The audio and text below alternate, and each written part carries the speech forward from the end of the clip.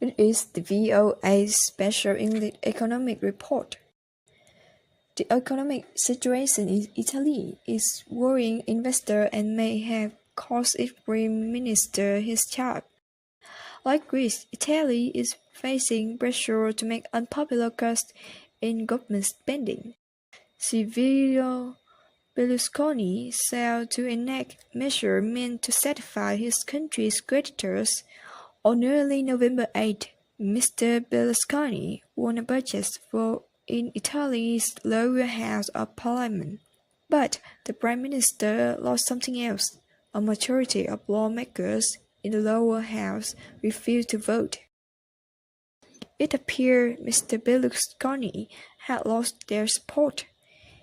He announced that he would resign after Parliament passed budget-cutting measures. Italian government debt is about 120% the size of the country's economy. That is second only to Greece in Europe.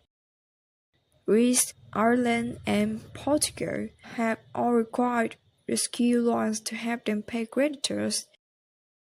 But unlike those nations, Italy had the third largest economy using the euro, and it is among the 10 largest economies in the world.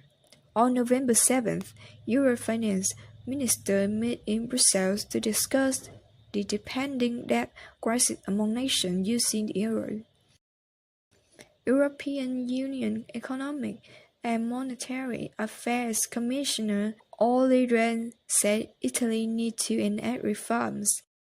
It's essential now that Italy will stick to its fiscal target, ensure the implementation, and identify the structural reforms that can boost growth and job creation.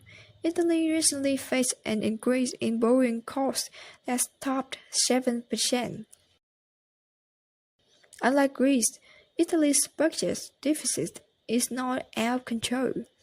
Of greater concern, however, is the Italy's lack of job and job creation.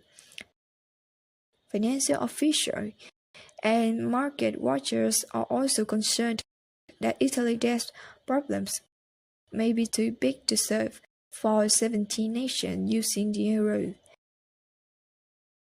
European leaders have yet to agree on the size and conditions of a rescue fund or plan. In Brussels, Dutch Finance Minister Jan Kees de Jager said the rescue fund needs to be bigger. But he said budget reform of euro nations were important too. We have to increase the capacity of emergency fund. That's very important, but it's not the only thing. Economic reforms and budget cuts in countries currently under attack of financial markets are at least as important as more money in the emergency fund. For VOA Special English, I'm Alex Villarreal. Special English is VOA's daily sources of news and information for people learning English. Go to voaspecialenglish.com for transcript